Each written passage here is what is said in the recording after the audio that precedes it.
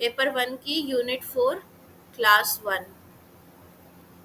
ठीक है, ये जो यूनिट है ये हमारी चाइल्डहुड के ऊपर है, बाल्यावस्था। बाल्यावस्था जो होती है ये हमारी 2 से 11 साल तक की ले लो, क्योंकि इसमें 2 बाल्यावस्था होती हैं, एक अर्ली चाइल्डहुड होती है बेटा, एक लेट चाइल्डहुड होती है। ठीक है, पूर्व बाल्यावस्था और उत्तर बाल्यावस्था।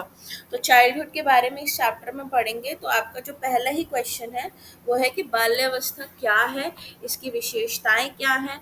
ठीक है, एजुकेशन में क्या रोल है इसका। ठीक है, तो ये सारा एक ही क्वेश्चन है, आपको कुछ भी आ जाए चाइल्डहुड पे सारा उठा के लिख देना है 5 नंबर 8 नंबर में। ओके, तो भाई बाल्यावस्था क्या होती है, चाइल्डहुड आप इसी तरह से बताना शुरू करोगे कि 2 से 11 वर्ष के जो बच्चे होते हैं ये बाल्यावस्था में कहलाए जाते हैं। ये 2 तरीके की होती है, अर्ली चाइल्डहुड और लेट चाइल्डहुड। ठीक है, इसके अंदर आपने बताना है कि बच्चे को लगता है कि मेरे अंदर जो है मेच्योरिटी आ गई है, लेकिन वो जो मेच्योरिटी होती है वो सूडो मेच्योरिटी होती है। ठीक है, यानी कि फॉल्स मेच्योरिटी होती है, उसको लगता है मैं बड़ा हो गया हूँ, लेकिन ऐसा होता नहीं है। ठीक है, ये जो उम्र होती है ये इसके अंदर बच्चा जो है स्कूल जाने लग जाता है, और ये जो उम्र होती है इसी को गैंग एज भी कहा जाता है, क्योंकि बच्चा जो है इसके अंदर दोस्त बनाने शुरू कर देता है नए नए। ठीक है, और उन दोस्तों के प्रति बहुत ज्यादा लॉयल भी रहता है। ओके, अब इसमें आपने इस तरह से बताना है। ठीक है, आपने ये बता देना है कि ये वाली जो एज है बच्चा इसमें इन्फेंसी के बाद घुसता है, इन्फेंसी के बाद वो चाइल्डहुड के अंदर एंटर करता है। ठीक है, इसके अंदर भाषा का जो विकास है वो बहुत तेजी से होता है। लैंग्वेज डेवलप्स फास्टेस्ट, सबसे तेज भाषा का विकास इसी उम्र के अंदर होना शुरू होता है बच्चों का। ठीक है, अब इसमें आ जाएंगे आप ऐसे बताते बताते इसकी विशेषताओं पे, कैरेक्टरिस्टिक्स पे। ठीक है, हेडिंग डाल देनी है ऐसे, कैरेक्टरिस्टिक्स ऑफ चाइल्डहुड। तो भाई पहली कैरेक्टरिस्टिक इसकी ये होती है कि इसके अंदर बच्चे की जो ग्रोथ है वो स्लो हो जाती है, यानी कि उसका जो फिजिकल डेवलपमेंट होता है बेटा, ठीक है, वो आपका इन्फेंसी से as compare to infancy slows down but faster than adolescence। ठीक है, इन्फेंसी में सबसे ज़्यादा ग्रोथ होती है बच्चे की, फिजिकल डेवलपमेंट जो होता है, शरीर की जो विकास होता है वो सबसे ज़्यादा इन्फेंसी में होता है। बट इसमें आके बच्चे का विकास थोड़ा सा स्लो हो जाता है, लेकिन एडोलेसेंस से तेज होता है। ठीक है, इसके बाद दूसरी विशेषता आती है इंडिपेंडेंसी की, यानी ऑटोनॉमी। बच्चा जो होता है बेटा ये डिपेंडेंस से ऑटोनॉमी की तरफ जाता है, यानी कि अब वो अपने काम जो है खुद करने के लिए बोलेगा, वो कहेगा कि मुझे मेरे काम जो है वो खुद करने दो। अब वो निर्भरता से स्वतंत्रता की ओर बढ़ेगा। ठीक है, वो अपने काम खुद करने के लिए बोलेगा माँ बाप से कि मैं खुद खाना खा लूंगा, मुझे मेरी शर्ट का बटन खुद लगाने दो। जैसे जैसे वो बड़ा होगा, ठीक है, वो निर्भरता की ओर सॉरी स्वतंत्रता की ओर बढ़ता चला जाएगा। फिर आपने इसमें बताना है कि ये जो बच्चे होते हैं इनका जो एटीट्यूड होता है वो थोड़ा रियलिस्टिक होने लगता है, वास्तविकता को स्वीकार करने लगते हैं। इनको समझ आने लगता है कि ये कार्टून हो गई, परिया हो गई, ठीक है, ये सब क्या है, ये सब रियल नहीं है, नॉट रियल। ठीक है, ये सब असली नहीं है, वास्तविकता वो है जो मैं अपने सामने देख रहा हूँ। तो ये रियलिस्टिक एटीट्यूड होता है एक तरीके से। ठीक है, तो इस रियलिटी को आपने बताना है कि बच्चा वास्तविकता यानी रियलिटी को समझने लगता है। ठीक है, सपनों की दुनिया से, कल्पनाओं की दुनिया से बाहर आने लगता है। फिर इमोशनल स्टेबिलिटी के बारे में आपने इसके अंदर बता देना है कि बच्चों की जो इमोशनल स्टेबिलिटी होती है इसके अंदर, इसके ऊपर भी ये धीरे धीरे जो है कंट्रोल करना सीखने लगते हैं। ठीक है, ये अपने संवेगों पे धीरे धीरे नियंत्रण करना सीख जाते हैं, अपनी भावनाओं में अधिक स्थिर हो जाते हैं। इमोशंस इनके जो हैं वो इन्फेंसी से बेटर स्टेबल यहाँ पर हो जाते हैं। ठीक है, अब ये कम रोना, कम पैर फैलाना, ये सारी चीजें करते हैं। फिर चेंज इन सोशल बिहेवियर, जो इनका सामाजिक बर्ताव होता है इसमें बदलाव आने लग जाता है। ठीक है, बहुत बड़ा बदलाव आता है। समूह में खेलना, बैठना, उठना इनको पसंद आता है। ठीक है, ग्रुप में प्ले करना, ये सारी चीज़ें इनको पसंद आती हैं, अच्छी लगती हैं। इनको दोस्त अच्छे लगते हैं, इनको सोशलाइज करना अच्छा लगता है। ठीक है, बाहर जाना, पार्क में जाना, फ्रेंड्स बनाना, ये सारी चीज़ें ये इसमें करते हैं। गैंग्स बनाते हैं ये इसके अंदर। ठीक है, टोली, गैंग मतलब टोली, दोस्तों का ग्रुप। इसके बाद आप इसमें बताना कि वोकैबुलरी बढ़ जाती है बहुत ज़्यादा बच्चे की, क्योंकि ये जो एज होती है इसके अंदर भाषा जो है वो बहुत तेज़ी से डेवलप होती है, फास्टेस्ट। ठीक है, प्लस ये जो एज होती है बेटा ये सेंसिटिव भी होती है भाषा के लिए। आप कोई गलत बात बोलोगे उस बच्चे के सामने, वो उसी चीज़ को पकड़ लेगा। ठीक है, तो यहाँ पे जो उसका शब्द भंडार है, जो शब्द होते हैं, शब्द क्या, जैसे ये एक शब्द, दूसरा, तीसरा, चौथा, ये वोकैबुलरीज है मेरी। ठीक है, तो ये जो शब्द भंडार है ये बहुत तेज़ी से इंक्रीज होता है, ये सुनता है। क्यों इंक्रीज होता है, क्योंकि अब इसके पास ज़्यादा लोग हैं, फैमिली आ जाती है इसके पास, स्कूल के मेंबर्स आ जाते हैं इसके पास, नेबर्स आ जाते हैं इसके पास। तो जितने ज़्यादा लोग मिलते हैं उतनी ज़्यादा किताबें मिल जाती हैं इसको, तो इसकी भंडार जो है वो बहुत तेज़ी से बढ़ने लगता है। ठीक है, इसके बाद इसमें आप एक पॉइंट बता देना फिजिकल एक्टिविटीज़, कि ये बच्चा जो है अब घर से बाहर निकलना शुरू कर देता है क्योंकि स्कूल और नेबर में जाने लगता है। ठीक है, तो इसका क्या बोलते हैं, फिजिकल एक्टिविटीज़ जो होती हैं ये भी इंक्रीज हो जाती हैं। ठीक है, क्योंकि ये बाहर निकल कर बाहर जाता है, अब परिवार के अंदर सीमित नहीं रहता है। ठीक है, फिर आपने एक पॉइंट इसमें बता देना है डेवलपमेंट ऑफ सेंसेस, हमारी जो इंद्रियां होती हैं।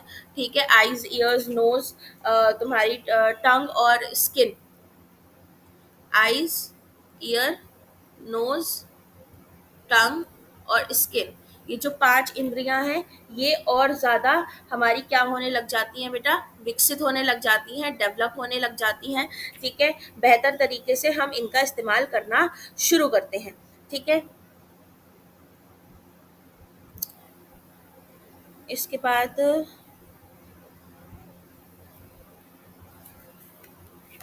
और पॉइंट काफ़ी है विशेषता में। फिर आपने बताना है एजुकेशन, किन बातों पे हमें शिक्षा के क्षेत्र में इसमें ध्यान देना है। ठीक है, अ, बाल्यावस्था के दौरान बालकों की शिक्षा हेतु किन किन बातों पे ध्यान देना है। ठीक है, एजुकेशन इन चाइल्डहुड, तो इसके अंदर पहली चीज भाई, बी केयरफुल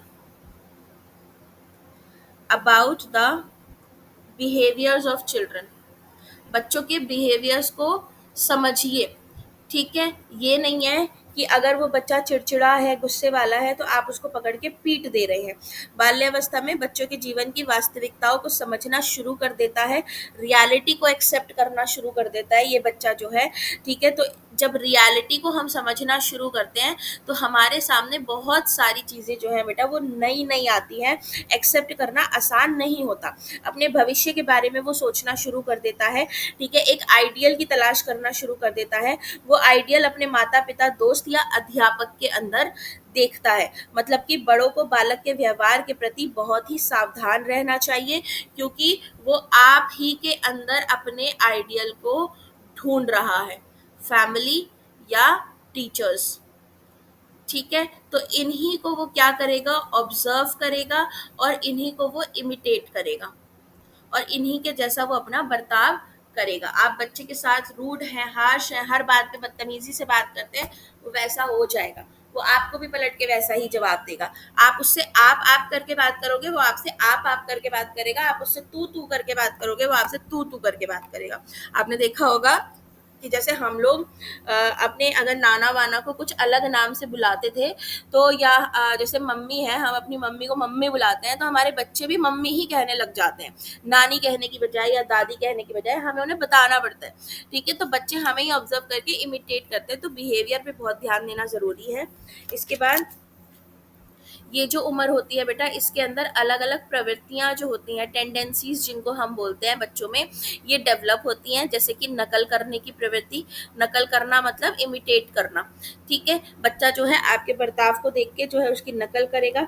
अलग अलग प्रवृत्तियां जैसे कि दोस्त बनाना, भाषाएं सीखना, ठीक है। तो इन चीज़ों का ध्यान देना बहुत ज़रूरी है कि वो कौन सी प्रवृत्तियां सीख रहा है, वो पॉजिटिव चीज़ें सीख रहा है या नेगेटिव चीज़ें सीख रहा है, ठीक है। इसके बाद जब बच्चा वास्तविकता को समझ रहा है तो इसको बेटा सोशल साइंस का ज्ञान दो, यानी कि इसको हिस्ट्री, ज्योग्राफी, ठीक है, ये जो सब्जेक्ट्स होते हैं आपका, हिस्ट्री, ज्योग्राफी और आपका पॉलिटिक्स, इन चीज़ों को पढ़ाना शुरू कर दो थोड़ा थोड़ा, ताकि ये जो बच्चा है रियलिटी को और बेहतर से समझ सके, इसके आसपास के सराउंडिंग को समझ सके।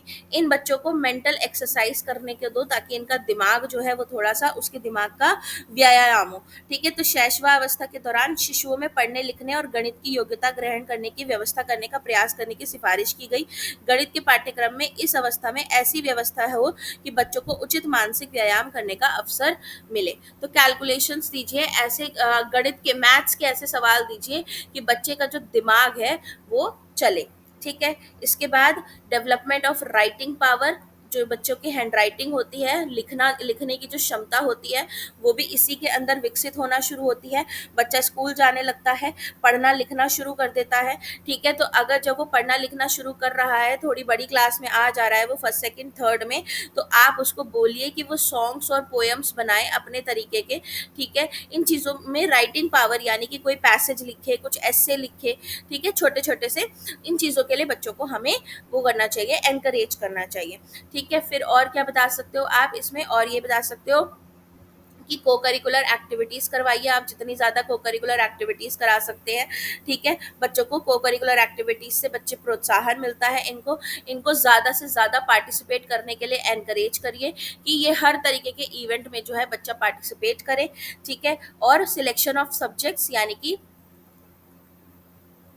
कुछ विषय जो हैं वो बच्चों के हिसाब से, बच्चों को कौन सा विषय पसंद आ रहा है उस हिसाब से उसके ऊपर चुनिए, ठीक है। फिर है इसके अंदर आपका कि इनमें शारीरिक विकास कैसे होता है, ठीक है। अब आ जाता है फिजिकल डेवलपमेंट कैसे होता है चाइल्डहुड में।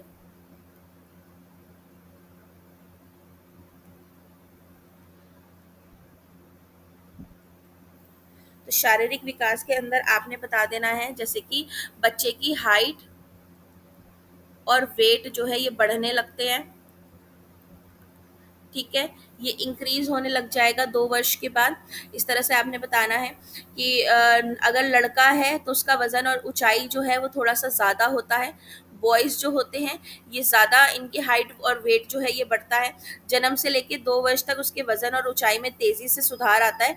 तीसरे साल से लेके किशोर अवस्था तक विकास जो है वो स्लो हो जाता है, लेकिन सुचारू रूप से होता रहता है। 5 साल की उम्र तक पहुंचते पहुंचते बच्चे का जो वजन है जन्म के समय के वजन से 5 गुना तक और ऊंचाई दुगनी बढ़ जाएगी, ठीक है। तो 5 इयर्स की एज तक आते आते इसका जो वेट है वो इंटू 5 हो जाएगा जन्म से, और हाइट जो है वो इंटू 2 हो जाएगी जन्म से, ठीक है, फ्रॉम बर्थ। इसके बाद आपने बता देना है changes in body proportion. Body proportion क्या होता है, शरीर की बनावट।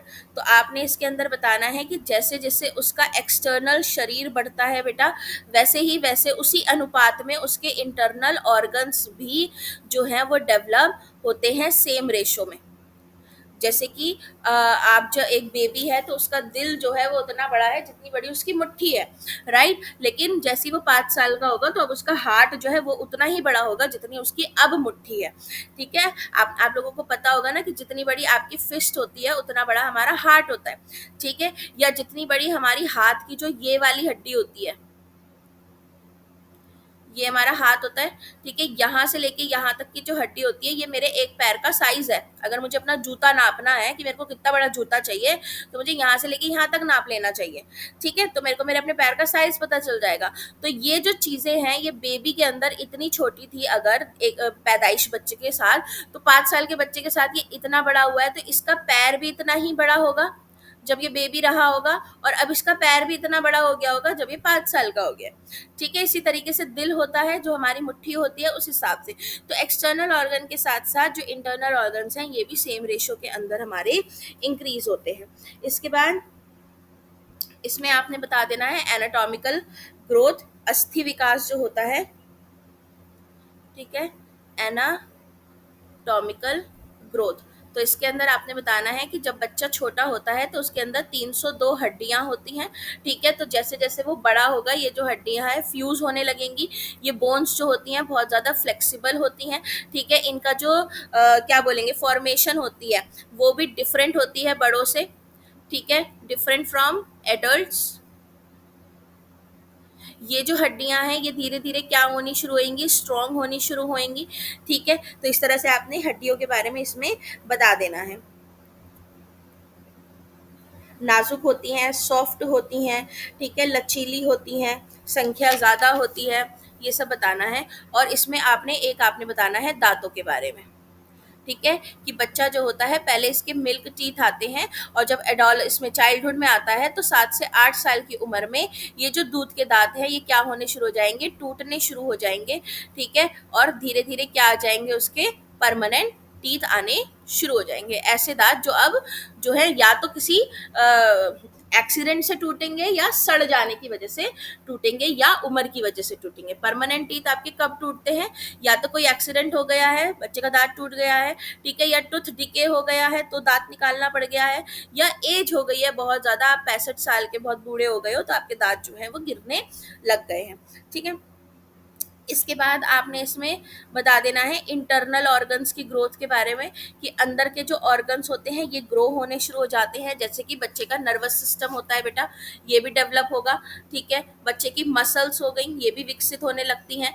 रेस्पिरेटरी सिस्टम है, वही जैसे जैसे हम बड़े होते हैं तो हमारे अंदर के जो ऑर्गन्स हैं ये भी बड़े होने लगते हैं। डाइजेस्टिव सिस्टम है, ये डेवलप होने लग गया। ठीक है, और रिप्रोडक्टिव सिस्टम भी, हम प्यूबर्टी की तरफ ही जा रहे होते हैं। ठीक है, ये आपने बता देना है। इसके बाद आता है इंटेलेक्चुअल डेवलपमेंट। चाइल्डहुड में इंटेलेक्चुअल डेवलपमेंट, बौद्धिक विकास। ठीक है, तो पहला लैंग्वेज का विकास। ठीक है, मैंने अभी आपको बताया बहुत तेजी से होता है। लैंग्वेज जो है भाषा बहुत तेजी से सीखता है। इसमें आपने डालना है कि आप पॉजिटिव भाषा यूज करोगे, नेगेटिव भाषा यूज करोगे, वो वही सीखेगा। तो बहुत ध्यान रखना पड़ता है कि इसमें इस टाइम पे हम बच्चों के सामने कौन सी भाषा इस्तेमाल कर रहे हैं। फिर दूसरा आता है बेटा इसमें सेंसेशन एंड परसेप्शन, यानी कि अनुभूति और ग्राह्यता। सेंसेशन होता है बेटा जब आप अपने 5 सेंसेस से इंफॉर्मेशन कलेक्ट करते हो। ठीक है, plus send it to brain, और अपने दिमाग को भेजते हो, वो सेंसेशन होता है। तो इसमें आपने बताना है कि हमारी 5 इंद्रियां होती हैं, आईज, ईयर्स, नोज, टंग और ये स्किन होती है। फिर उनके वो बता देना कि इससे हम देखते हैं, सुनते हैं, फील करते हैं, टेस्ट करते हैं, ठीक है, स्मेल करते हैं। इन इंद्रियों से हम क्या करते हैं कि इन इंद्रियों से हम अपने वातावरण के जो ज्ञान है, जो नॉलेज है, जो इंफॉर्मेशन है उसको कलेक्ट करते हैं और अपने दिमाग को भेजते हैं। तो ये हमारा सेंसेशन होता है। फिर परसेप्शन में आप क्या बताओगे कि परसेप्शन में ये जो इन्फो आई है हमारे पास, ठीक है, हमारा जो ब्रेन है ये क्या करेगा, इसको इंटरप्रेट करेगा, यानी कि समझेगा कि ये इंफॉर्मेशन जो मेरे पास आई है ये है क्या। ठीक है, तो परसेप्शन का मतलब होता है इंटरप्रेट करना, एक नजरिया बनाना। ठीक है, जैसे आपने गुलाब का फूल सूंघा और ठीक है वो खुशबू आपके दिमाग में गई, आपकी नाक से, आपके ब्रेन ने इंटरप्रेट किया कि यार ये खुशबू जो है ये बहुत अच्छी है। तो आपका एक नजरिया बन गया कि गुलाब जो है उसकी खुशबू बहुत अच्छी होती है। ठीक है, इसके बाद आता है क्यूरियोसिटी। क्यूरियोसिटी यानी कि ये जो बच्चे हैं बेटा बहुत ज्यादा सवाल करते हैं, वाई बहुत करते हैं। ये क्यों होता है इसमें आपने बता देना है कि जैसे फरवरी में 28 डेज क्यों होते हैं।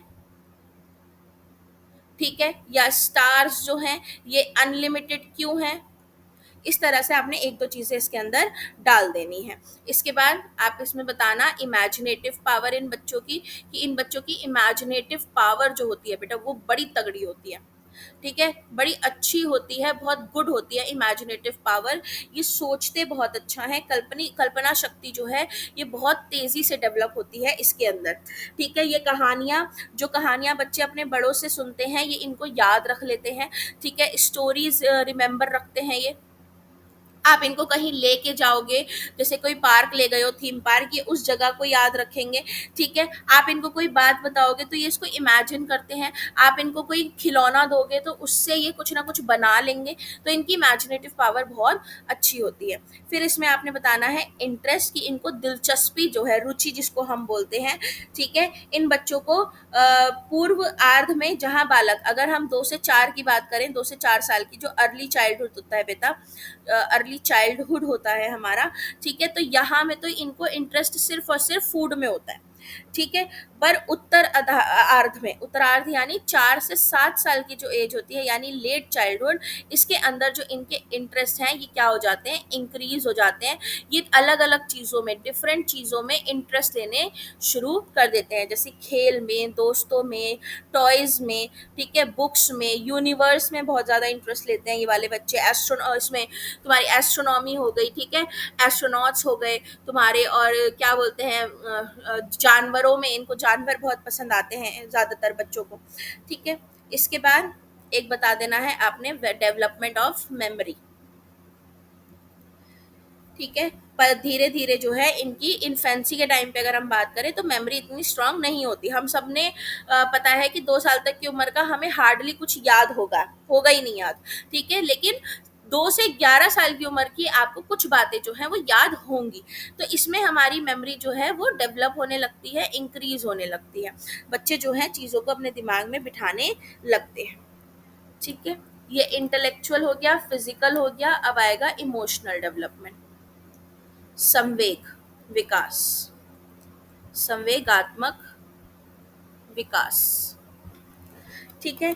संवेगात्मक विकास में आप क्या बताओगे कि इनके जो संवेग होते हैं वो अनिश्चित होते हैं, यानी कि कैसे बताएंगे, अनस्टेबल, अनस्टेबल इमोशंस आप डालेंगे इसके अंदर, कि शुरुआत में इनको अपने इमोशंस पता ही नहीं होते, धुंधले होते हैं, ठीक है, निश्चित नहीं होते, स्टेबल नहीं होते, ठीक है।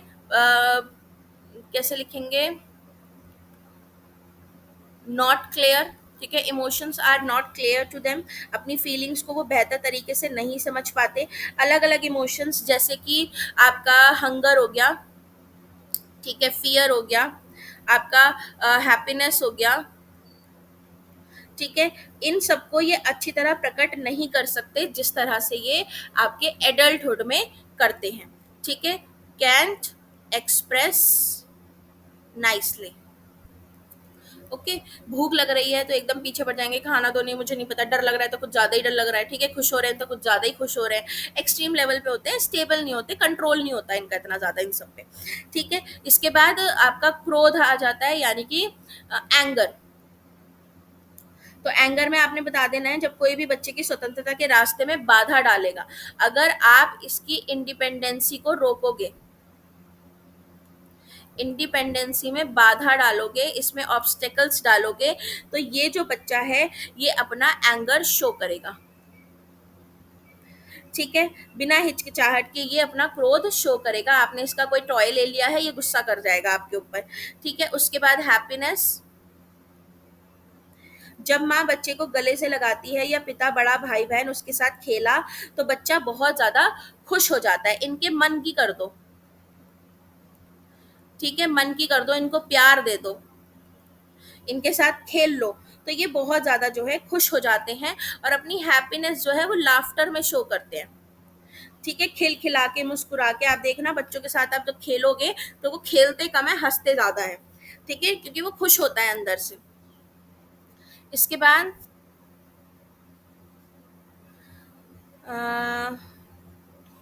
बस इतना काफी है, ठीक है। फिर आ जाता है सोशल डेवलपमेंट, हमारा आखिरी विकास इसके अंदर, सामाजिक विकास जिसको हम बोलते हैं।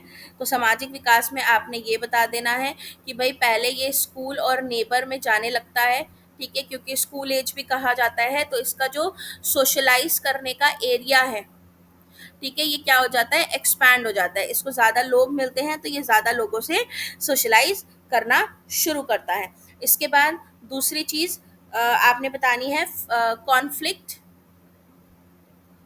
And cooperation. ये जो बच्चे हैं अगर इनकी पसंद की बात नहीं होती है तो खेलते खेलते जो है इनके बीच में आपस में कॉन्फ्लिक्ट्स भी हो जाते हैं, ये लड़ाई झगड़ा भी करना शुरू कर देते हैं। और अगर इनके यार दोस्त हैं तो ये उनके साथ सहयोग कर लेते हैं कि चल ठीक है, मान लेते हैं इसकी बात, ये कह रहा है मैं आउट नहीं हुआ, तो कॉपरेशन कर लेते हैं। तो कॉन्फ्लिक्ट और कॉपरेशन दोनों चीज़ें ये सीखने लगते हैं। पेरेंट्स के ऊपर डिपेंडेंसी रहती है, ठीक है, इनकी माँ बाप के ऊपर ये आश्रित रहते हैं। तो 2 वर्ष की आयु तक उनका सामाजिक दायरा सिर्फ परिवार रहता है, लेकिन 3 से 4 के वर्ष में ये पड़ोसी वगैरह के साथ भी जो है इनका एरिया बढ़ने लगता है।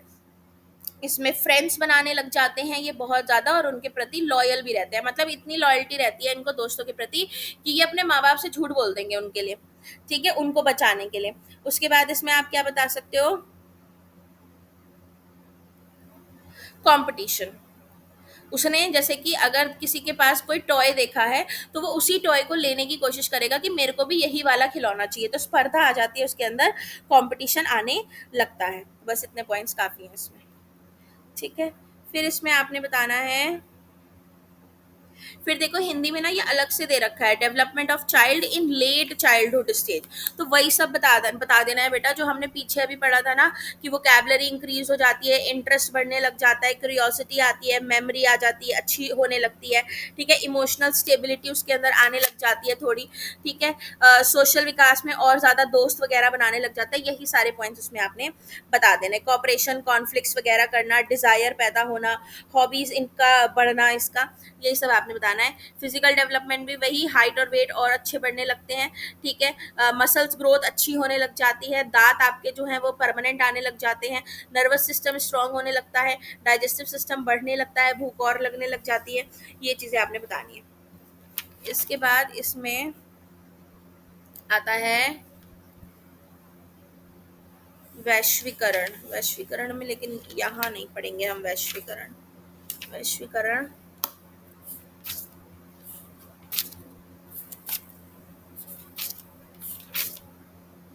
वैश्वीकरण आगे पढ़ेंगे, यहाँ नहीं पढ़ेंगे। इसके बाद आता है इसमें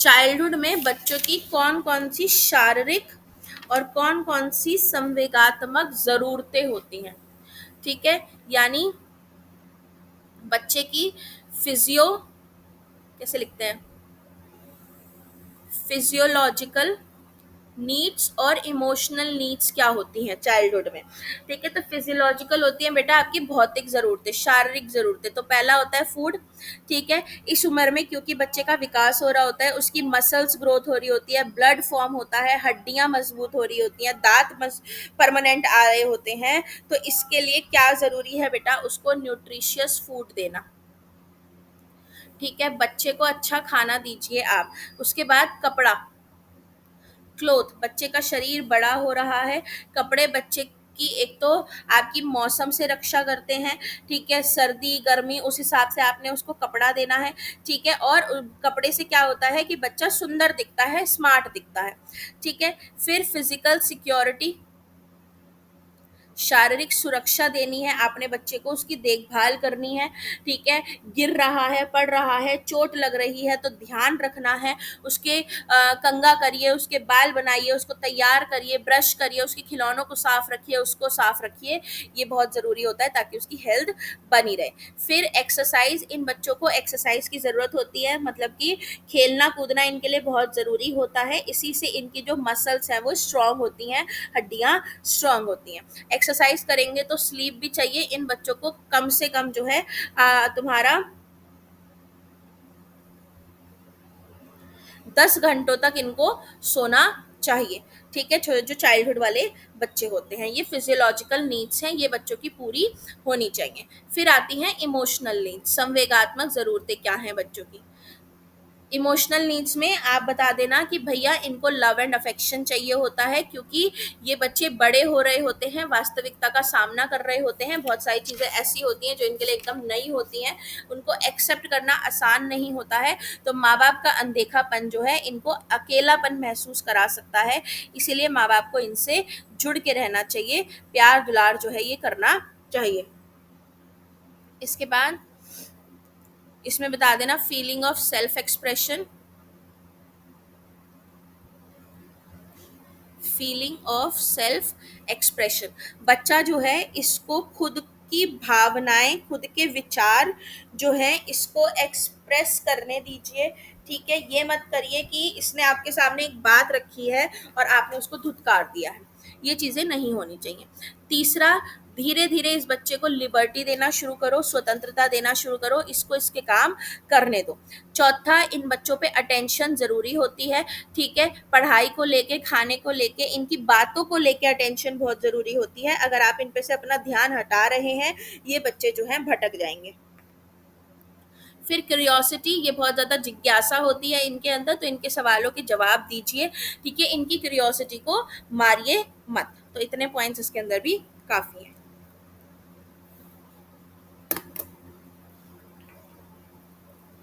अब इसमें आता है खेल। नेक्स्ट क्वेश्चन हमारा जो बनेगा ये आता है प्ले। खेल क्या है, प्ले एक्टिविटीज़ क्या हैं।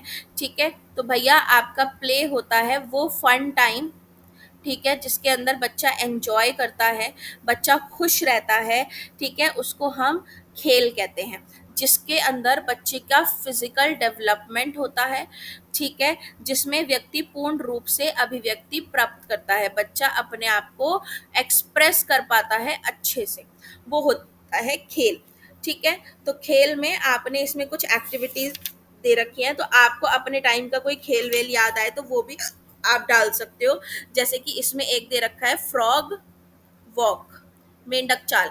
तो मेंढक चाल होती है ना, जब आप आधा बैठ के फुदकते हो, बचपन में हमने किया है ये चीज, आधा बैठा हुआ फुदक कर चलना। तो इसमें चलकर एक जगह से दूसरी जगह पहुंचना होता है। इस प्रकार बच्चों का मनोरंजन होगा, कंपटीशन की भावना भी आएगी, कौन आगे निकल सकता है, रेस कर सकते हैं। इस क्रिया को करने में उनके पैरों की अच्छी एक्सरसाइज होगी और बैलेंस भी सीखेंगे।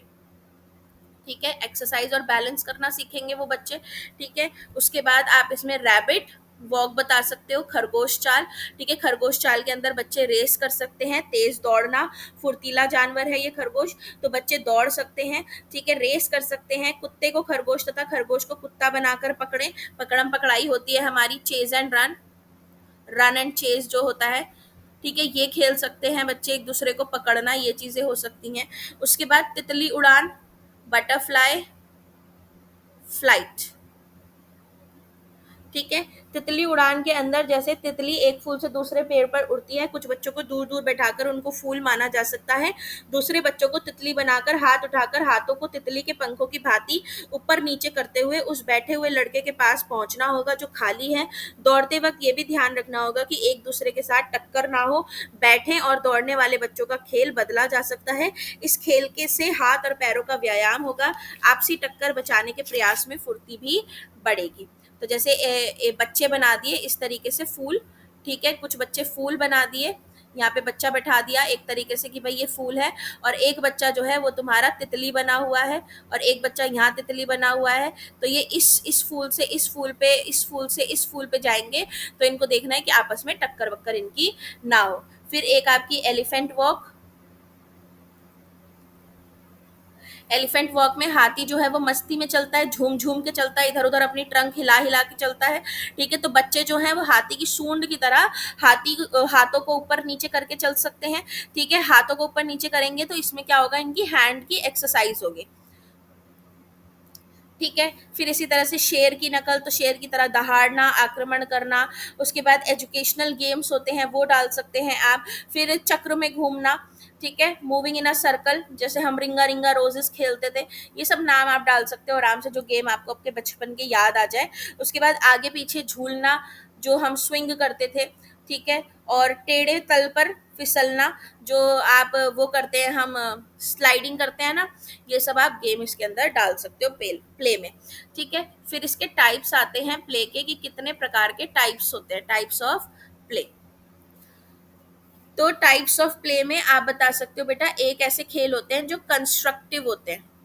कंस्ट्रक्टिव यानी कि जिसके अंदर बच्चा किसी चीज का निर्माण करता है, जैसे कि हमने उसको सैंड दे दी, हमने उसको क्ले दे दिया, ठीक है, ब्लॉक्स दे दिए, हमने उसको ब्रिक्स दे दी, ठीक है, और इनसे वो कोई चीज बना रहा है, जैसे बिल्डिंग बना दी उसने, ठीक है, कार बना दी उसने, टॉय बना दी, तो किसी चीज का वो निर्माण कर रहा है। पेपर दे दिया तो कागज की नाव बना दी उसने, एरोप्लेन बना दिया पेपर से, ठीक है, तो ये निर्माण करना होता है। ऑरिगेमी पेपर से कुछ ऑरिगेमी बना दिया उसने, मेंढक बना दिया। ये दूसरे होते हैं इंटेलेक्चुअल गेम्स।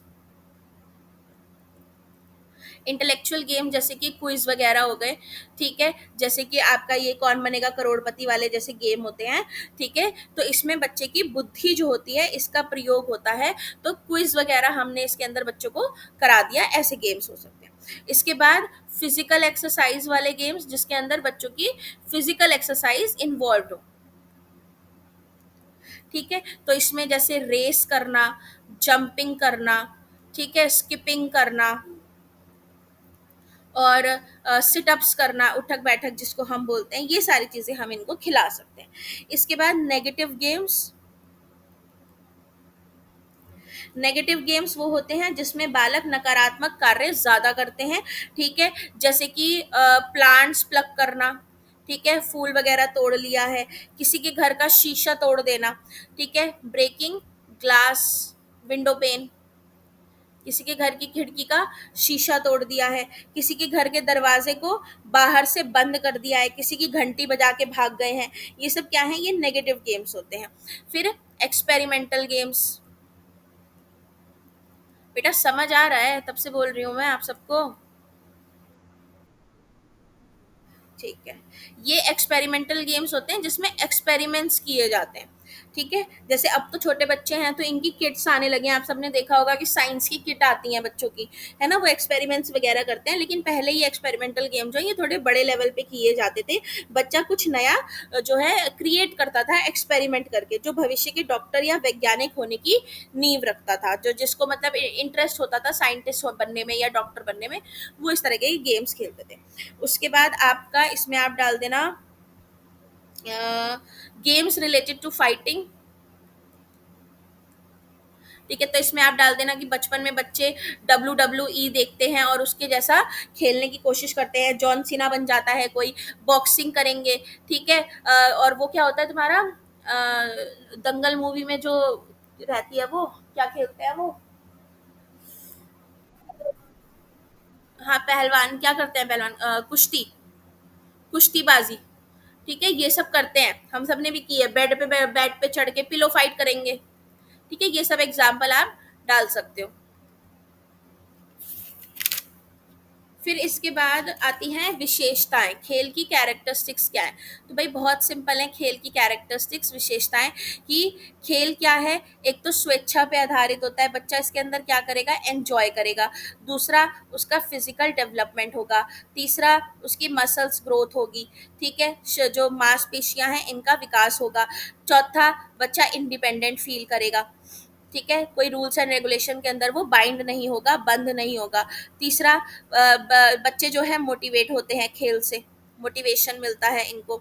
इसके बाद इनको सेटिस्फैक्शन मिलता है खेल के, ठीक है, जो इनके अंदर की क्यूरियोसिटी होती है वो शांत होती है कुछ देर के लिए।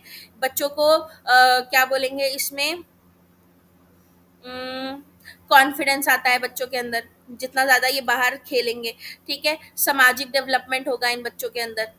उसके बाद इमोशनल डेवलपमेंट होगा इन बच्चों का, ठीक है, जैसे कि कोऑपरेट करना, टॉलरेट करना, ये चीज़ें बच्चे जो हैं सीखेंगे। फिर लीडरशिप आएगी बच्चों में, लीडरशिप स्किल सीखता है बच्चा जब खेलता है तो, ठीक है, नेतृत्व करना, ये इसकी विशेषताएं आप बता दोगे। इसके बाद खेलों से किस किस चीज़ों का विकास होता है, तो भाई सामाजिक विकास होता है, क्रिएटिविटी डेवलप होती है, intellectual development, play therapy, personality development, ये सारी चीज़ें। फिर इसमें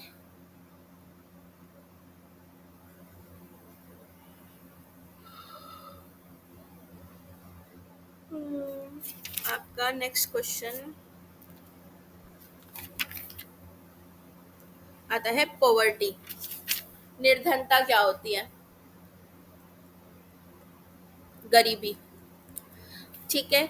तो और बाल्यावस्था पे इसका क्या असर पड़ता है, तो भाई गरीबी आपने क्या बतानी है, गरीबी का मतलब ये होता है जब किसी के पास अपनी बेसिक नीड्स भी पूरी ना कर पाए कोई, ठीक है। बेसिक नीड्स कौन सी होती हैं बेटा, रोटी कपड़ा और मकान, जब वो अपनी मूलभूत ज़रूरतों को भी पूरा ना कर पाए, बेसिक नीड्स की भी फैसिलिटीज उसके पास ना हो, तो उसको हम गरीबी या गरीब कहलाते हैं, और उसकी उस हालत को गरीबी कहा जाता है, ठीक है। जीवन, स्वास्थ्य, कार्य कुशलता के लिए न्यूनतम उपभोग आवश्यकताओं की प्रयोग प्राप्ति में अयोग्यता, मतलब inability to get the minimum consumption required, inability to get minimum consumption requirement for life, health and efficiency, bare minimum चीज़ें भी नहीं है उसके पास, ठीक है, कि वो अपनी जीवन की जो बेसिक नीड्स है उनको पूरा कर सके। अब इसके कारण, ये गरीबी हमारे देश में है क्यों, भाई सबसे पहला कारण जो हमारे सामाजिक रीति रिवाज है, ठीक है, सोशल ट्रेडिशंस एंड रिचुअल्स, जो हमारे रीति रिवाज रहे हैं, जिनकी वजह से कास्ट सिस्टम रहा है, भेदभाव रहा है, इनसे गरीबी रही है, ठीक है। ट्रेडिशनल बिजनेसेस, जो अपने बिजनेस करते आ रहे हैं हमेशा से, वो अमीर होते गए, ठीक है, और इनके नीचे के जैसे बुनकर थे, वीवर्स थे, तो इनको कुछ नहीं मिलता था, फार्मर्स थे, तो ये गरीब होते चले गए, ठीक है। इसके बाद सोशल सेटअप, समाज ने एक ऐसा सेटअप बना रखा है कि इसमें एक रिच और एक गरीब रहेगा, अमीर अमीर होता चला जाएगा, गरीब गरीब होता चला जाएगा, ठीक है। Segregation on the basis of caste and religion, ठीक है, धर्म के नाम पे, जाति के नाम पे अलगाव करना, उनको शिक्षा ना देना, शिक्षा से दूर रखना, ठीक है, जिसकी वजह से गरीबी छाने लगी, ठीक है। हैबिट ऑफ टेकिंग लोन, जो गरीब बंदा है, फार्मर है, किसान है, जो बुनकर है आपका, या जो डाई करता है, ठीक है, जो दूसरों के लिए, बड़े बड़े बिजनेस मैन के लिए काम कर रहा है, वो बेचारा क्या करता है, लोन ले लेता है, उस लोन को चुकाने के चक्कर में ही वो बेचारा क्या हो जाएगा, लुट जाएगा, बर्बाद हो जाएगा आपका। उसके बाद लोन लेते हैं तो इसके ऊपर इंटरेस्ट तगड़ा लगता है, ठीक है, उस इंटरेस्ट को ही नहीं चुका पाते। फिर इलिटरेसी, पढ़े लिखे नहीं हैं, जब पढ़े लिखे नहीं होंगे तो अपने जो राइट्स हैं वो ही नहीं पता होंगे, और जब अपने राइट्स नहीं पता होंगे तो गरीबी के अंदर ही ढले रहेंगे। इसके बाद फॉल्टी एजुकेशन सिस्टम, हमारा जो एजुकेशन सिस्टम है वो उसमें बहुत तगड़ा फॉल्ट है, ठीक है, वो सिर्फ पढ़ना लिखना समझाता है, कोई भी स्किल नहीं सिखाता। ऐसी स्किल अगर सिखा दे कि बच्चा स्कूल से बाहर निकले तो उसके हाथ में इतनी योग्यता हो कि वो पैसा कमा सके, ये चीज़ नहीं सिखाता हमारा स्कूल, ठीक है। इसके बाद बहुत सारे हैं इसमें, इंक्रीज्ड पॉपुलेशन, पॉपुलेशन इतनी ज़्यादा बढ़ रही है जिससे गरीबी हो रही है, बड़े परिवार हैं, 10-12 बच्चे हैं एक परिवार के अंदर, ठीक है, खाने को है नहीं, वही आमदनी अठन्नी, खर्चा रुपया वाली बात जो होती है, ठीक है, ये सारी चीज़ें आपने इसके अंदर लिख देनी है कारण में। अब इससे कॉन्सिक्वेंसेस क्या होते हैं, जब ये सारी चीज़ें, गरीबी आती है तो भैया एक तो आपका क्राइम बढ़ता है, ठीक है, बच्चे जो हैं, जुवेनाइल क्राइम जिसको हम बोलते हैं, बच्चे कम उम्र में ही चोरी चकारी करना शुरू कर देते हैं, जुवेनाइल क्राइम। दूसरा, मॉरल डिग्रेड होने शुरू हो जाते हैं, जब पेट में भूख अन्न जाएगा ही नहीं तो बंदा यही सोचेगा ना कि भाड़ में जाए ईमानदारी, चोरी करो खाओ, पेट भरना है, जिंदा रहना है, ठीक है। भीख मांगना शुरू कर देते हैं। सुसाइड एक बहुत बड़ा कारण है, ठीक है। जब एकदम थक जाता है, हार जाता है, लोन इतना ज्यादा हो गया है, सुसाइड कर लेगा, ठीक है। एजुकेशन में कोई इंटरेस्ट नहीं, चाइल्ड लेबर बढ़ने लग जाता है, ठीक है। ट्रैफिकिंग होने लग जाती है, बच्चों की, औरतों को बेचना शुरू कर देते हैं ये लोग, ठीक है। स्मगलिंग, बच्चों की स्मगलिंग शुरू हो जाती है, गरीबी की वजह से ही होती हैं ये सारी चीज़ें, ठीक है। इसके बाद ये आपका पॉवर्टी था। तो ये कॉन्सिक्वेंसेस हैं कि जब गरीबी आती है तो चाइल्डहुड में बच्चे पे इन सब चीज़ों का असर पड़ता है और वो ये सारी चीज़ें करने लगता है, माँ बाप से दूर होने लग जाएगा, ठीक है। संस्कृति, उसकी जो संस्कार है वो खराब होने लग जाएंगे। फिर आपका इसमें बेटा एक क्वेश्चन आता है ग्लोबलाइजेशन का, वैश्वीकरण जिसको हम बोलते हैं, ठीक है, कि आप वैश्वीकरण से क्या समझते हैं और वैश्वीकरण का शिक्षा पे क्या असर होता है। तो ग्लोबलाइजेशन होता है बेटा इंक्रीजिंग, इसकी ये डेफिनेशन आप लिख के आना, अच्छी डेफिनेशन है, increasing flow of technology, finance, trade, knowledge, value and ideas across the borders. Simple भाषा में ये कहना, अपनी संस्कृति दूसरे देश पहुंचाना, दूसरे देश की संस्कृति अपने देश लेकर आना। मतलब कि जैसे कि दूसरे देशों ने क्या टेक्नोलॉजी अपनाई, क्या उनका ट्रेड रहा, ठीक है, यहाँ से हमने अपनी चीज़ें एक्सपोर्ट करी, इन्होंने यहाँ से हमें इंपोर्ट कर दिया। एक विंडो है, ग्लोबलाइजेशन क्या है, एक खिड़की है जिससे मैं देख सकती हूँ झांक के कि पूरी दुनिया में क्या चल रहा है, यहाँ पे कौन सी नई टेक्नोलॉजी आई है, उस टेक्नोलॉजी को मैंने अपने देश के अंदर, ठीक है, मैंने अपने देश के अंदर जो है मंगा लिया। मेरे देश ने क्या डेवलप किया है वो दूसरे देशों में जा रहा है, ठीक है। मेरे जो वैल्यूज थे, मेरा जो कल्चर था, जैसे कि हम यहाँ पे मान लीजिए शाही पनीर खा रहे हैं तो शाही पनीर अब यूरोप में भी मिल रहा होगा, ठीक है। पिज्ज़ा है, पिज्ज़ा उठ के इंडिया में आया। तो ये वैल्यूज, आइडियाज, ये जो हम बॉर्डर पे अक्रॉस एक दूसरे के साथ शेयर करते हैं बेटा, इसी को वैश्वीकरण कहा जाता है, ग्लोबलाइजेशन कहा जाता है। दो देशों के बीच में, दो बाउंड्रीज के बीच में, बॉर्डर्स के बीच में जो इंट्रैक्शन होता है, अपने विचार, अपने वैल्यूज, अपने थॉट्स, अपने एक्सप्रेशंस को जब हम एक दूसरे के साथ शेयर करते हैं, एक लिंक बनाते हैं, ग्लोबल लिंकेज बनता है, एक ऑर्गेनाइजेशन बनता है, उसी को वैश्वीकरण कहा जाता है, ठीक है। अब इसकी इंपॉर्टेंस क्या है, importance and need, question important है, आता है, ठीक है। वर्ल्ड सिटीजनशिप, ऐसा तो है नहीं कि आप जो है बिना किसी देश के साथ कांटेक्ट किए अपने देश के अंदर रह लोगे, ठीक है, ज़रूरत पड़ती है। तो ये जो दुनिया है ये क्या है बेटा, वासुदेव कुटुंबकम जैसा कि हम मानते हैं। तो ये देश जो है अलग अलग राष्ट्र को हमें देखना होता है, ठीक है। देशों के व्यक्तियों को अलग अलग राष्ट्र के नागरिक के रूप में ना देखकर उन्हें भी अपने समान विश्व का नागरिक समझना चाहिए। मतलब इस दुनिया में जितने भी सारे लोग हैं वो कहीं भी रहते हो, ये सब क्या हैं, एक ही दुनिया के, एक ही विश्व के लोग हैं, सिटीजन हैं, ठीक है। ये बात हमें समझ आने लगती है। इसके बाद solution of world wide problem, ठीक है। अब जैसे टेररिज्म अगर बढ़ रहा है तो टेररिज्म सबकी प्रॉब्लम हो रही है, ठीक है। जनसंख्या अगर बढ़ रही है तो जनसंख्या सबके लिए प्रॉब्लम हो रही है। तो ये प्रॉब्लम्स क्या हैं, वर्ल्ड वाइड प्रॉब्लम्स हैं। तो इसको सारे देश मिलके सुलझाएंगे कि भाई कैसे इन चीज़ों को रिजॉल्व करना है, क्या हम इनके लिए स्टेप्स उठा सकते हैं।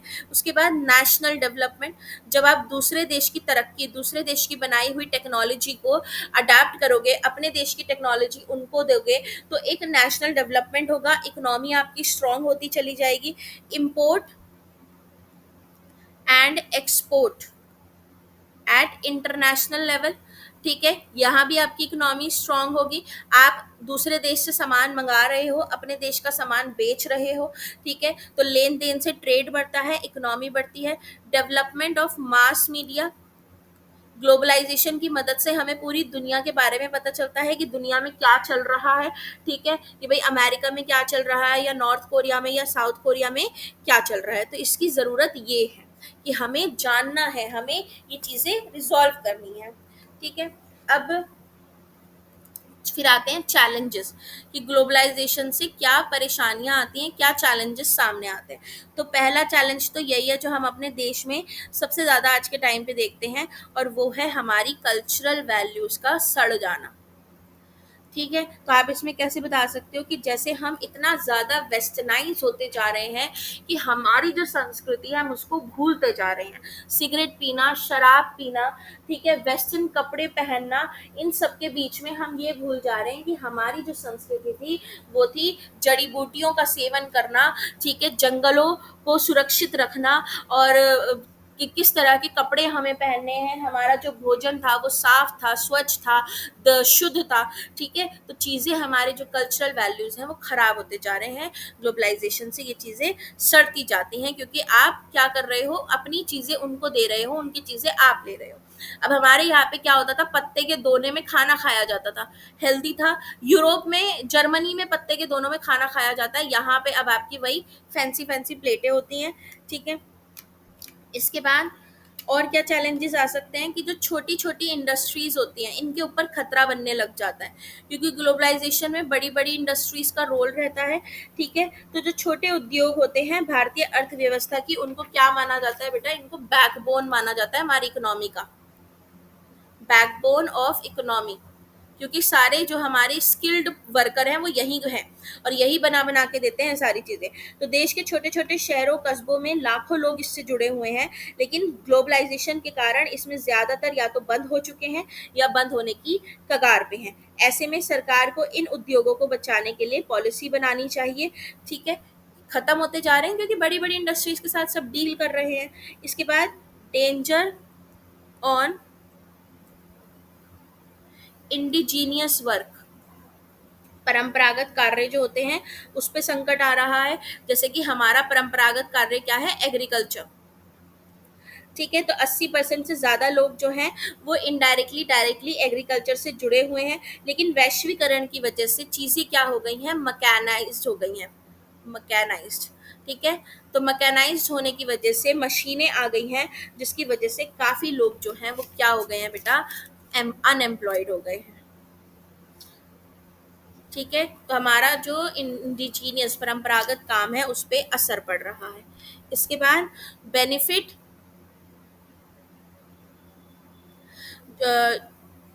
ग्लोबलाइजेशन का जो सबसे ज़्यादा फायदा है वो उन्हीं देशों को हो रहा है जो ऑलरेडी डेवलप हो चुके हैं। ठीक है। जो डेवलप नहीं हुए हैं या हो रहे हैं उनको कोई फ़ायदा नहीं हो रहा। जो डेवलप हो चुके हैं उन्हीं को मशीनें मिल रही हैं, माल मिल रहा है। ठीक है। उनको वर्कर भी मिल रहे हैं, मैनुअल लेबर भी मिल रहा है, सब कुछ मिल रहा है, इसलिए इनका ज़्यादा फ़ायदा हो रहा है। इसके बाद इंक्रीज इन कैपिटलिज्म, आप एक पॉइंट बता सकते हो।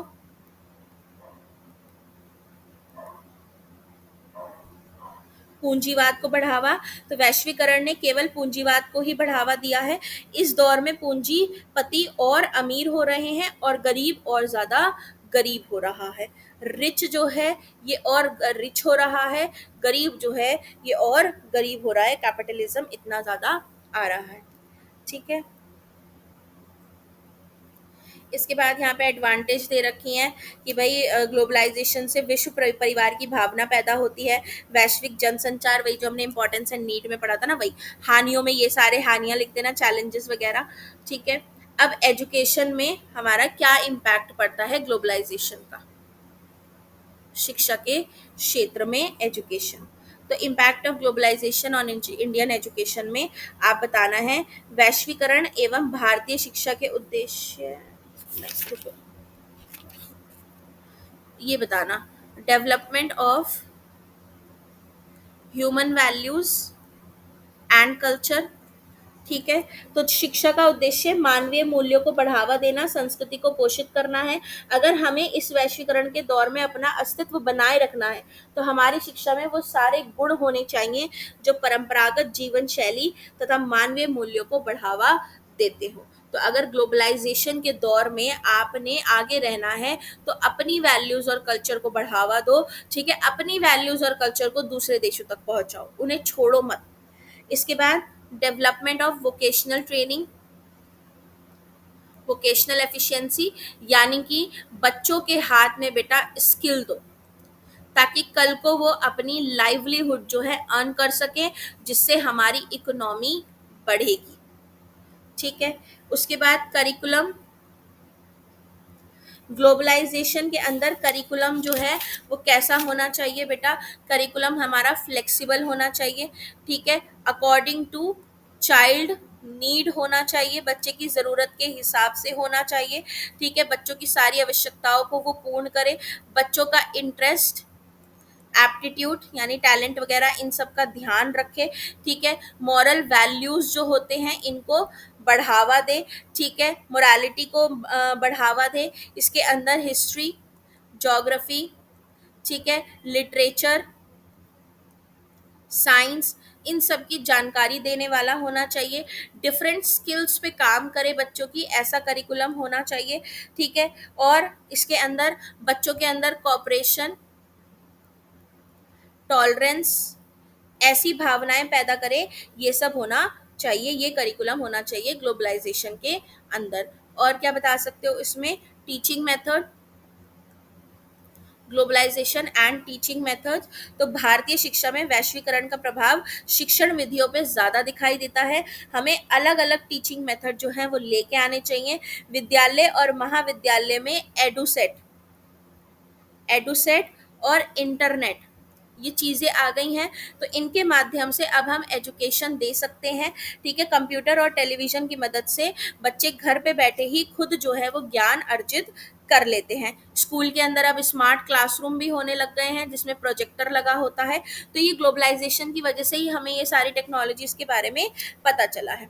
फिर टीचर, ग्लोबलाइजेशन एंड टीचर, इसमें आप बताना कि अध्यापक की भूमिका सबसे इम्पोर्टेंट होती है। ठीक है। तो टीचर जो है वो अप टू डेट रहे, अपग्रेडेड रहे, उसको पता होना चाहिए देश के अंदर, दुनिया के अंदर क्या चल रहा है। ठीक है। उसका जो दृष्टिकोण है वो ब्रॉडर होना चाहिए, ब्रॉडर पीओवी रखनी चाहिए उसको अपनी। ठीक है। उसके बाद उसको इंटरनेट की नॉलेज होनी चाहिए, और बच्चों को किस चीज़ में दिलचस्पी है इसकी नॉलेज होनी चाहिए। इनोवेटिव होनी चाहिए वो टीचर, नए नए आइडियाज़ लेकर आए बच्चों के लिए। ठीक है। ये सारी चीज़ें आप बता देना इसमें। फिर मीडियम ऑफ एजुकेशन, किस माध्यम में आप पढ़ाओगे ग्लोबलाइजेशन के दौर में। तो वैश्वीकरण के दौर में जब अंग्रेजी भाषा पूरे विश्व के एक बड़े हिस्से में यूज़ हो रही है, तो व्यापार, कंप्यूटर और इंटरनेट की भाषा भी है। भाषा को भारत में भी शिक्षण का माध्यम बनाना पड़ेगा। तो इंग्लिश है, तो इंग्लिश जो है इसको हम क्या मानते हैं बेटा, एक ग्लोबल लैंग्वेज, हर जगह यूज़ हो रही है, तो इसको हमें हमारे माध्यम स्कूलों में पढ़ाने के लिए एक माध्यम बनाना चाहिए। ठीक है। ये ध्यान रखें कि अंग्रेजी भाषा का प्रचार अपनी मातृभाषा का तिरस्कार करना नहीं है। इंग्लिश को लेकर आ रहे हो, उसका मतलब ये नहीं करना कि उस बच्चे की मदर टंग को आप तिरस्कार करो और ये कहो कि हिंदी क्यों बोल रहा है या तमिल क्यों बोल रहा है। ठीक है। मातृभाषा में ही शिक्षण माध्यम होना चाहिए। क्लास 1 से 5 तक बच्चे को मदर टंग में पढ़ाओ उसकी। ठीक है। बस आप क्या यूज़ कर सकते हो, ट्रांसलेशन मेथड यूज़ कर सकते हो, इसके साथ साथ आप इंग्लिश भी पढ़ा सकते हो। ठीक है। तो ये आपका एक पॉइंट इसमें और बता देना, universalization of education, universalization of education. तो इसमें आपने ये बताना है कि शिक्षा सबको देनी है, एजुकेशन फॉर ऑल। ओके। फिर इसमें आता है हमारा कि भारत में वैश्वीकरण को ध्यान में रखते हुए बालकों की शिक्षा की व्यवस्था नई शिक्षा नीति के अंतर्गत। नई शिक्षा नीति क्या है बेटा, new education policy, new education policy. ठीक है। इसके अंदर कैसे की गई है, गरीब और पिछड़े वर्ग के बच्चों के संदर्भ में बताना है। तो ग्लोबलाइजेशन और न्यू एजुकेशन पॉलिसी में हमारे जो गरीब और पिछड़े वर्ग के लोग हैं, तो गरीब और पिछड़े वर्ग में बेटा आपके एससी आ जाते हैं, एसटी आ जाते हैं। ठीक है। और हैंडीकैप्ड आ जाते हैं, माइनॉरिटीज आ जाते हैं, और बैकवर्ड क्लास आ जाती है। ठीक है। पिछड़ा वर्ग अगर आपसे बोला जाता है या गरीब, तो इनके लिए क्या बोला गया है नई शिक्षा नीति के अंदर,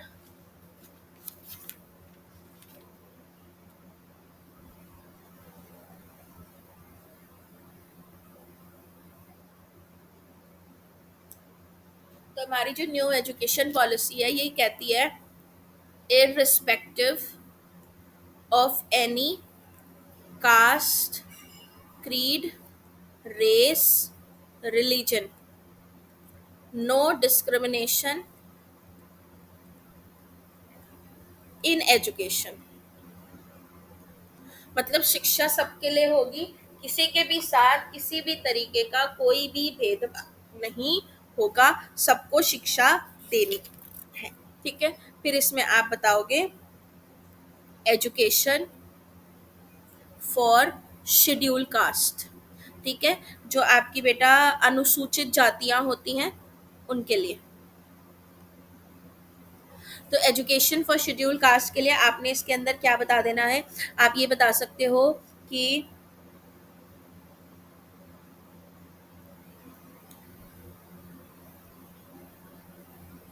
जो बच्चे चाइल्ड लेबर में इन्वॉल्व है, ठीक है, इनके लिए स्कॉलरशिप्स होनी चाहिए। स्कॉलरशिप होंगी तो ये बच्चे जो हैं स्कूल आएंगे।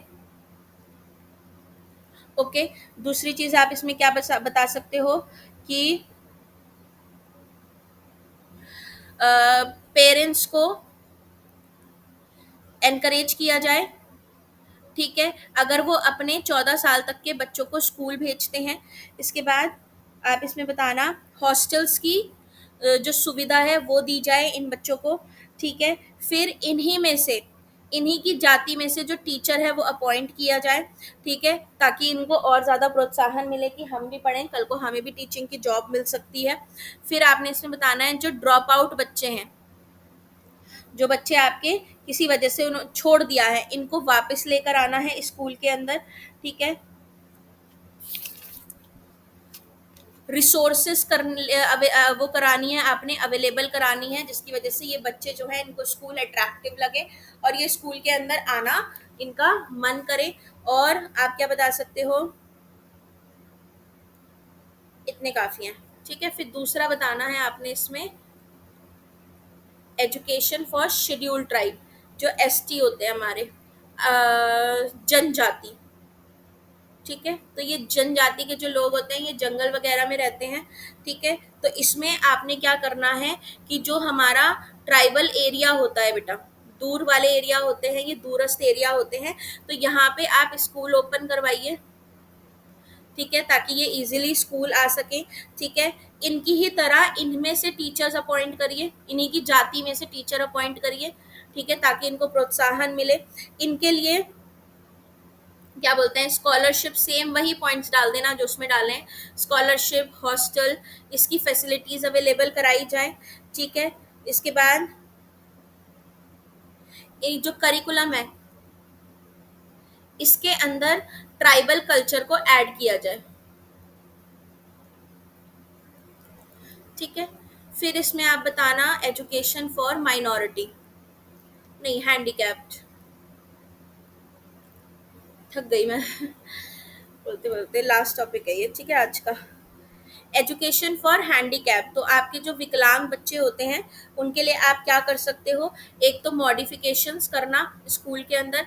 मॉडिफिकेशन कैसे, जैसे कि रैंप बना देना, व्हील चेयर ले आना। ठीक है, ये ऐसी मॉडिफिकेशन बच्चों के लिए। ठीक है, दूसरा डिस्ट्रिक्ट लेवल पर इन बच्चों के लिए स्कूल ओपन करना। तीसरा आप बता सकते हो वही फ्री हॉस्टल फैसिलिटी देना इनको। ठीक है, फिर ट्रेन्ड टीचर्स अपॉइंट करना इन बच्चों के लिए, जो स्पेशल टीचर्स होते हैं। फिर इसमें आप बता देना इन बच्चों को नॉर्मल बच्चों के साथ, जो नॉर्मल बच्चे होते हैं इन्हीं के साथ पढ़ाया जाए। ठीक है, इन बच्चों को भी स्कॉलरशिप्स वगैरह दी जाए। फिर इसमें आता है आपका एजुकेशन फॉर माइनॉरिटीज़। तो माइनॉरिटीज़ आपके जो दूसरे धर्म के लोग हो जाते हैं मेजॉरिटी से अलग, तो ऐसे लोगों को इक्वल एजुकेशन अपॉर्चुनिटीज़ दी जाएं। ठीक है, इनको अलाउ किया जाए कि ये अपने इंस्टीट्यूट खोल सकें। ठीक है। इसके बाद देश के प्रति क्या बोलते हैं, नेशनल यूनिटी के लिए एक कोर करिकुलम होता है, ठीक है, वो बनाया जाए। कोर करिकुलम यानी सबके लिए समान करिकुलम होना चाहिए। हिस्ट्री, ज्योग्राफी, मैथ्स, ये जो सब्जेक्ट हैं ये सब में सबके लिए होने चाहिए, किसी की भी संस्था हो, ठीक है। फिर आपका आ जाता है बेटा education for other backward section.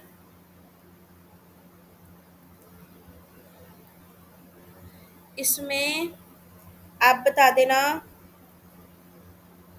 क्या बताओगे कि जो हमारे डिस्टेंट एरिया है, डिस्टेंट एरिया कैसे बेटा, जैसे आइलैंड वगैरह हो गए, ठीक है, फॉरेस्ट वगैरह हो गए, ठीक है, यहाँ तक एजुकेशन को पहुँचाया जाए, स्कूल्स खोले जाएं यहाँ पे, ठीक है। दूसरा आपकी डिस्टेंस लर्निंग जो है वो अवेलेबल कराई जाए, जो ओपन लर्निंग होती है, कॉरस्पॉन्डेंस से बच्चे पढ़ते हैं, ठीक है। इसके बाद स्कॉलरशिप्स वगैरह इसमें भी डाल देना, ठीक है। स्कॉलरशिप आपका, और क्या बोलते हैं, फ्री एजुकेशन फैसिलिटीज, ये सब डाल देना इसमें, ठीक है।